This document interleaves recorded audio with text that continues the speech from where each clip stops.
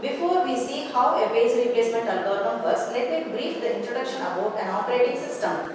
An operating system is a system software used for managing the resources of the computer system, namely processor, memory, device and files. Memory management is an important task of an operating system. There are several memory management techniques available for managing the memory. They are single continuous memory management, relocatable partition memory management, partition memory management, page memory management, demand-based memory management, segmented memory management, segmented and demand-based memory management.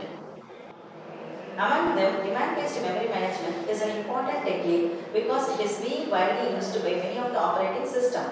In the demand-based memory management, the pages of the job's address space will be loaded on demand. When a running program or process requests a page, the page will be loaded into the memory if there is a space. If there is no space, then the replacement comes into picture. The page replacement algorithm decides which of the memory page to be removed when a new page comes in. This concept is also called as swap or write to disk. There are several page replacement algorithms exist. They are FIFO. The expansion for FIFO is first in first out, optimal page replacement and LRU, least recently used. Let me teach you how the FIFO algorithm works. FIFO method is one of the simplest method among all the three methods. In the FIFO method, the operating system keeps tracks of the pages in the memory in a queue. The page which is available in the front of the queue will be considered as the old page and it will be removed when a new page comes in. Now, let me demonstrate how the FIFO method works with an illustration. Let us consider that the physical memory contains three memory blocks. The reference pages are 1, 3, 0, 3, 5, 6. Let us assume that the memory is initially empty. The first page which is requested by the process is page number 1. The page number 1 is not available in the memory and there is room for accommodating the page. So the page 1 will be loaded into memory without any replacement. Next, the process requests page 3. The page 3 is not available in the memory. Similarly, there is a room for page 3. So the page 3 will be loaded as in the case of page 1 without any replacement. Next, the process requests page 0. The page 0 is not available in the memory and there is a room for page 0. So it will be uploaded into the memory without any replacement.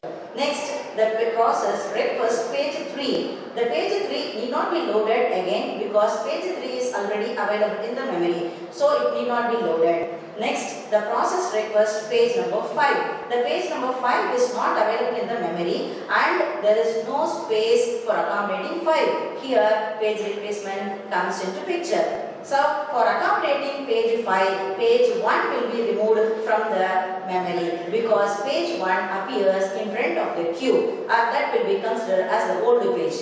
Next, the page 6 will be requested by the process and similar to page 5, page 6 is not available in the memory and also there is no room for page 6. So, to accommodate page 6, the page 3 which is available at the front of the queue will be removed and page 6 will be loaded into the memory.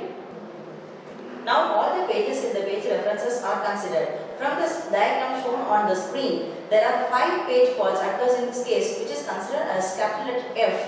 There are 6 pages in the page references which is considered as capital letter N which is equal to 6. The percentage of failure in this case, small f is equal to capital letter F divided by N into 100 which is equal to 5 divided by 6 into 100 which is equal to 83.33%. There are several disadvantages in this method.